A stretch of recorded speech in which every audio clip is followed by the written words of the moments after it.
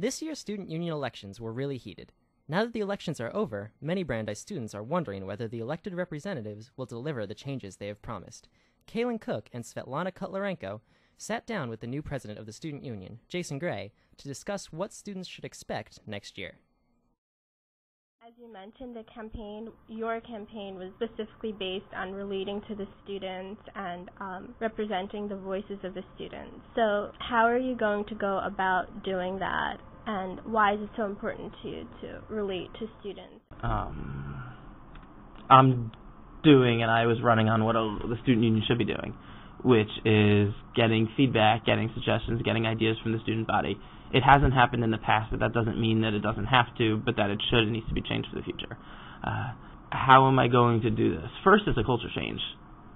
People need to realize that they're not running and signed up for Pretend Government Club, and it's not about training to be a legislator or a parliamentarian or thinking you're on C-SPAN every time you talk. That's you guys can't see me shaking my head here, but that's not what it's about. That comes by... I think that a lot of that culture comes by example. I certainly will be out at club meetings, at quad breakfasts, at town halls, at hall meetings saying, this is what we've done, what do you want us to do for you? What policies have you liked, what policies haven't you liked? And what do you want us to advocate for? What do you want us to advocate for? What don't you want us to advocate for?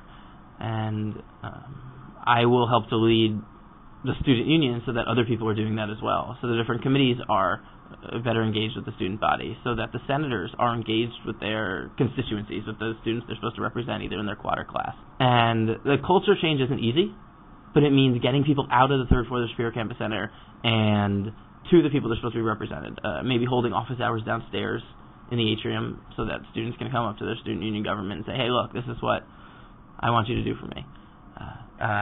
We need to revamp our website so that it's accessible for students, because right now it's not and doesn't have it has all the information hidden somewhere, but it's not easy to use.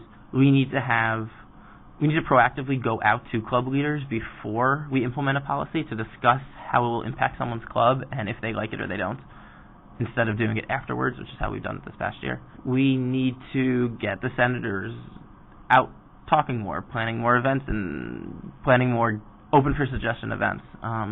We also need to be more open with the student body and with the campus media groups.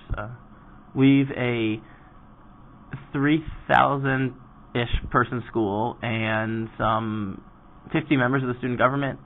That's a lot. We don't need to be so bureaucratic and so closed. Some things that I will learn in the course of my role as student union president, I'll be asked not to repeat. But for everything student union government that's internal, it's not national security.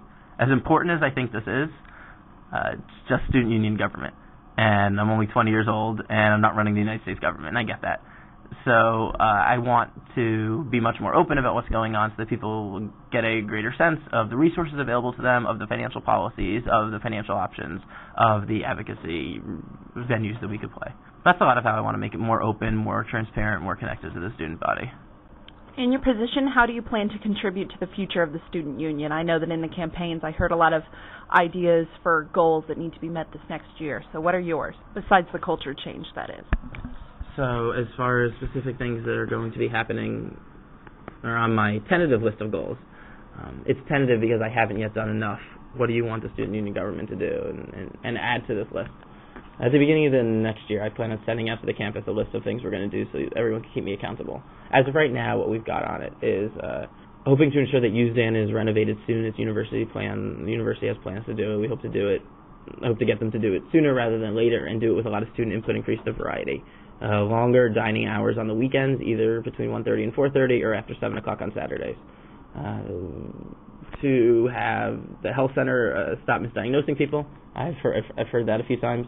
That means we need to look at how it's been running, actually get some student feedback, and probably hire some outside groups to come in and see what we can do to improve its service. Later that afternoon, Nerja Parek and Svetlana spoke to the new secretary, Tia Chatterjee, and treasurer, Max Wallach. So you mentioned that you kind of had individual goals. So, if like for you, Tia, if you have any specific changes that you personally have been, thinking about wanting to make next year in your position, or just any kind of goals that you have already that you want to talk about?